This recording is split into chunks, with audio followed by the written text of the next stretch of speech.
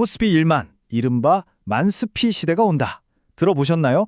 누군가는 그냥 허황된 꿈 아니냐 이렇게 말하는데요. 또 다른 쪽에선 이게 다 데이터에 기반한 예언이라고 주장합니다. 과연 이게 그냥 뜬구름 잡는 소리일까요? 아니면 정말로 치밀하게 계산된 한국 주식시장의 미래 예측일까요? 오늘 여기서 그 가능성을 하나하나 제대로 짚어보겠습니다. 이런 대담한 주장을 한 사람이 누구냐면요. 바로 나탈리 허 변호사 겸 투자자입니다. 이분 그냥 변호사가 아니고요. JP모건 트레이더 출신의 지금은 실리콘밸리에서 AI 투자사를 직접 운영하고 있어요. 그런 그녀가 단언합니다. 4, 5년 안에 코스피 1만 충분히 가능하다고요. 자, 그럼 가장 먼저 드는 생각부터 해결하고 가죠. 아니, 1만이라니. 이게 수학적으로 말이 되는 얘기긴 한가요? 1만. 와, 지금 지수에서 거의 4배 가까이 되는 숫자잖아요. 이것만 딱 들으면 진짜 압도되는 느낌이죠. 근데 이걸 한번 제대로 파고들어 보자고요. 사실 이 목표를 잘게 쪼개보면요. 생각보다 공식은 간단해요. 지금 지수 대충 2,500으로 잡고요. 5년 동안 매년 딱 20%씩만 복리로 성장한다고 쳐봐요. 그럼 지수가 1만을 넘어가게 됩니다. 그러니까 핵심은 막 한 번에 점프하는 게 아니라 이 꾸준한 20% 성장에 있는 거죠. 아니 근데 매년 20% 성장이 이게 가능한 수치냐고요? 자, 여기 좀 보세요. 기술주 중심의 나스닥 지수 아시죠? 지난 10년간 연평균 성장률이 약 18%였어요.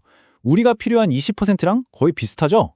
그러니까 세계 시장 역사에서 연 20% 상승이라는 게 결코 불가능한 말도 안 되는 그런 수치는 아니라는 겁니다. 좋아요. 수학적으로는 그렇다 치고 그럼 한국 시장이 이렇게 폭발적으로 성장할 수 있는 그 근본적인 힘은 도대체 어디서 나오는 걸까요? 그 첫 번째 열쇠는요. 바로 한국 시장에 꼭꼭 숨겨져 있는 엄청난 가치에 있습니다. 바로 이겁니다. 코리아 디스카운트. 많이들 들어보셨죠? 기업 지배구조 문제라던가 배당이 짜다거나 또 지정학적 리스크 같은 것들 때문에 한국 기업들이 글로벌 경쟁사에 비해서 만성적으로 싸게 평가받는 거잖아요. 이게 어떻게 보면 위기인데 또 어떻게 보면 엄청난 기회인 거죠. 이 표를 보시면 코리아 디스카운트가 얼마나 심각한지 한눈에 딱 들어옵니다. 비슷한 반도체 업계 리더인 우리 삼성전자랑 대만의 TSMC를 한번 비교해 보세요. 다른 것도 다른 거지만 특히 저 PBR, 주가 순자산 비율을 보면요. 삼성전자는 1.4배인데 TSMC는 무려 4.9배입니다. 이 엄청난 격차, 이게 전부 다 잠재적인 상승 여력이라고 볼 수 있는 거죠. 그래서 나탈리아는 이렇게까지 말합니다. 만약에 그냥 대만 시장의 평가 기준, 그 밸류에이션을 코스피에 그대로 적용하기만 해도 지금 당장 지수는 6천에서 8천까지도 갈 수 있다고요. 와, 그러니까 저평가만 해소돼도 지수가 2배 이상 뛴다는 얘기예요. 그리고 이런 주장이 그냥 혼자만의 생각이 아니에요. 골드만삭스의 분석도 같은 얘기를 하고 있거든요. 골드만삭스가 뭐라고 했냐면 지금 한국 증시가 마치 대세 상승 바로 직전이었던 2020년대 초반 일본 증시랑 너무 비슷하다는 거예요. 역사가 반복될 수 있다는 아주 강력한 신호로 볼 수 있겠죠. 자, 이제 두 번째 성장 동력으로 넘어가 보겠습니다. 이게 또 아주 중요한데요. 바로 한국을 중심으로 펼쳐질 피지컬 AI 혁명입니다. 여기서 분명히 이런 질문이 나올 거예요. AI 얘기 또 나오네. 이거 그냥 또 하나의 AI 버블 아니에요? 네, 충분히 합리적인 의심입니다. 근데요, 실리콘밸리에서 보는 시각은 우리랑 완전히 달라요. 실리콘밸리의 한 투자자가 지금 상황을 이렇게 비유했어요. 이건 버블이 아닙니다. 우리는 아직 맥주 공장을 짓고 있는 거예요. 맥주는 아직 한 방울도 안 나왔습니다. 이게 무슨 뜻이겠어요? 지금은 거품 끼고 투기하는 단계가 아니라 미래 산업의 기반, 인프라를 까는 단계라는 거죠.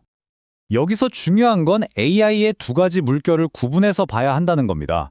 우리가 아는 챗 GPT 같은 생성형 AI가 첫 번째 물결이었잖아요. 그럼 이제 두 번째 물결이 오고 있다는 건데 그게 바로 산업, 로봇, 헬스케어 같은 현실 세계에 적용되는 피지컬 AI라는 겁니다. 그리고 이 분야의 기회는 하드웨어랑 데이터를 꽉 쥐고 있는 강자한테 돌아가게 돼 있어요. 그리고 이 주장을 그냥 말로만 하는 게 아니라 뒷받침하는 객관적인 데이터가 있습니다. 영국의 토터스 미디어라는 곳에서 발표한 글로벌 AI 인덱스를 보면요. 한국이 미국, 중국에 이어서 종합 경쟁력 세계 3위를 차지했습니다. 한국이 AI 시대의 그냥 주변부가 아니라 핵심 플레이어라는 걸 보여주는 거죠. 그럼 왜 한국이 피지컬 AI 시대를 이끌 수밖에 없냐? 구체적인 이유들을 한번 볼까요? 첫째, 삼성전자, SK하이닉스가 버티는 세계 최강의 반도체 하드웨어. 둘째, 조선이나 로봇 같은 다른 나라는 따라올 수 없는 산업 기반. 그리고 셋째, 전국민 건강검진 데이터처럼 어마어마하고 질 좋은 데이터. 이런 것들이 전부 다 한국의 강력한 무기라는 겁니다. 그런데 아무리 좋은 자산이라도 돈이 들어와야 가치가 오르잖아요. 만스피로 가기 위한 마지막 퍼즐 조각, 바로 투자자들의 귀환입니다. 글로벌 큰손들이 왜 지금 한국으로 눈을 돌리고 있을까요? 이유는 여러 가지가 겹쳐 있어요. 일단 너무 싸죠. 극심한 저평가 상태고요. 또 피지컬 AI 붐에 직접 올라탈 수 있는 기회이기도 하고요. 게다가 원화가 역세니까 외국인 입장에선 추가 할인까지 받는 셈이죠. 그리고 정부의 밸류업 정책 같은 것도 긍정적인 신호를 주고 있고요. 모든 조건이 한국을 아주 매력적인 투자처로 만들고 있는 겁니다.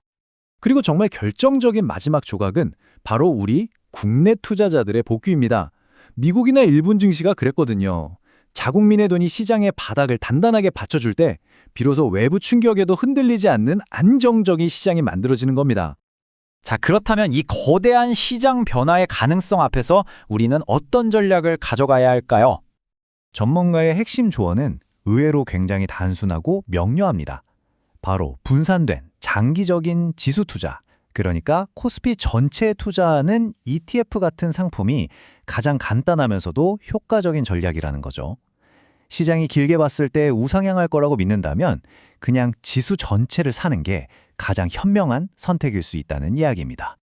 세계 최고의 투자자들이 지금 한국 시장에서 거대한 전환점을 보고 있습니다. 여러분의 눈에는 무엇이 보이시나요? 만스피.